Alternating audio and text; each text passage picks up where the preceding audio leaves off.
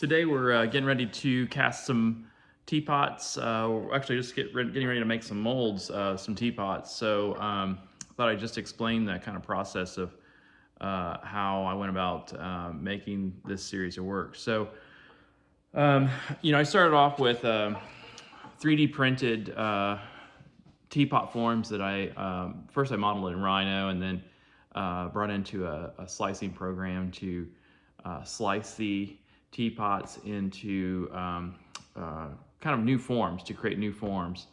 And each one is unique in how it's sliced. And then I re-output that file to Rhino, where then I do further manipulation to the form, and then go ahead and then run it through a slicing program that is specifically for 3D printing, so that I can 3D print that form.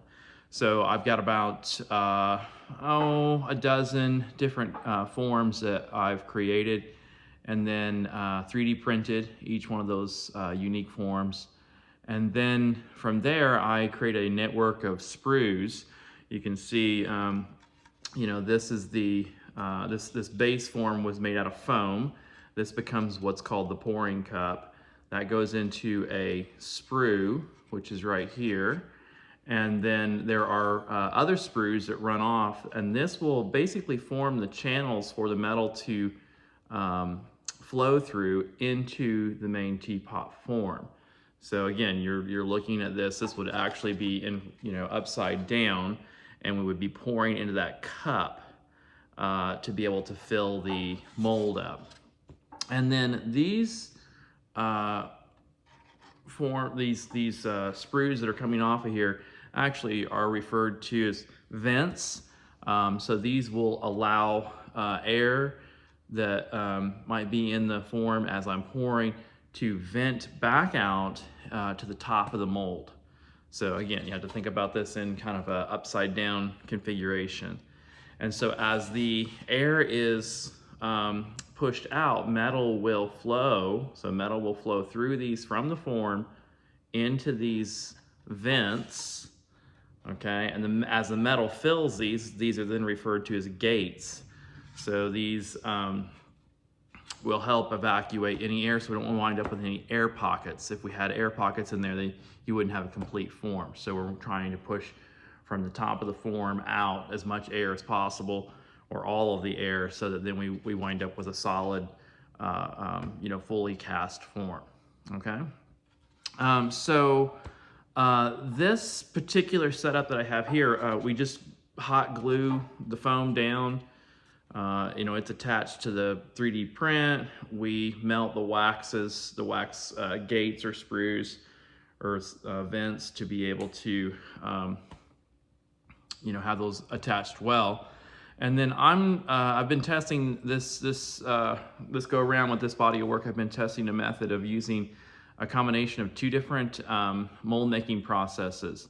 So I'm using a ceramic shell media first as a coating over the form, and eventually I'll add what's called traditional investment. So let me explain both of those. So the ceramic shell technique involves dipping the form in a slurry. It's got a colloidal silica in it, and that slurry creates it's a real kind of creamy like consistency.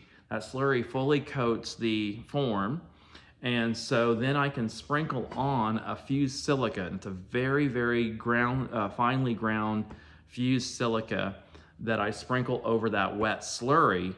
It's almost like a sugar coating that it applies over the surface of the form. And then I let that dry, and it needs to fully dry.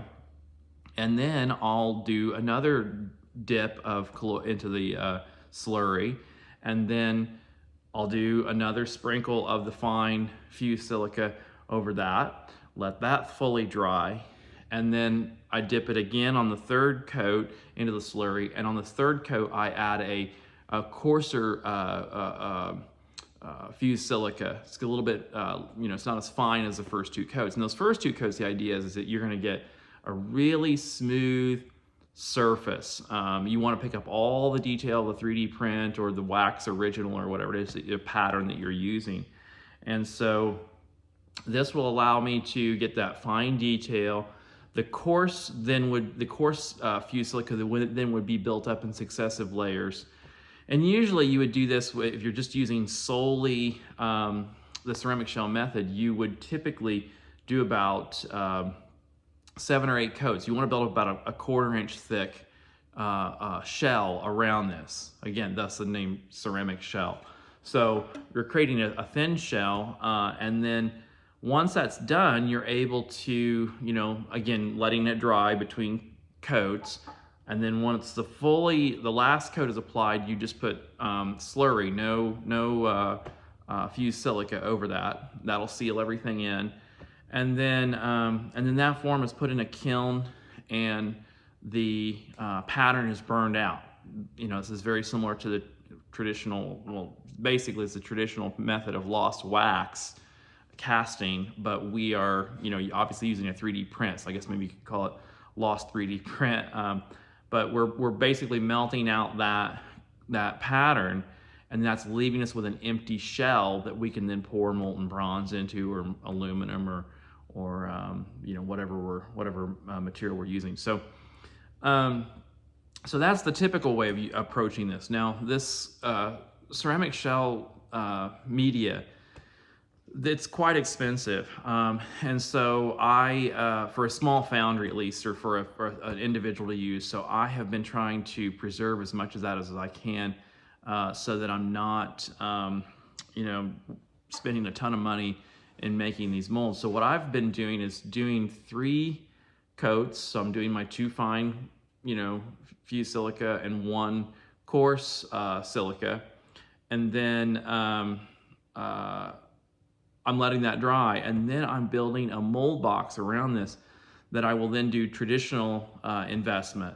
Now, traditional investment is comprised of a fine sand, a fine wash sand, combined with plaster of Paris, and you can mix that in a 1-to-1 ratio, and then you can use that as a mold making material. Now, the drawbacks to using that solely by itself is that sometimes if your sand's not fine enough, you'll get kind of a grainy texture. I think, a lot of people will at least usually do what's called a facing coat that's a little bit finer and a little creamier. And so it coats similar to what I'm using, the colloidal silica or the slurry in the slurry method. So that's one drawback. But the cool thing is that you can use just plaster of Paris and sand, which you can find almost anywhere. So it's really pretty easy to do. It also, you're mixing your materials together dry, and then your sand and your plaster, and then you're mixing that with water to create your mixture, and then you're literally just dumping it into your mold box, and it's like you're not having to wait for it to dry for every coat. So it's also, using this method, I'm saving a little bit of time also. So that's why I decided to kind of combine these 2 techniques in this process, and I thought that might be kind of interesting to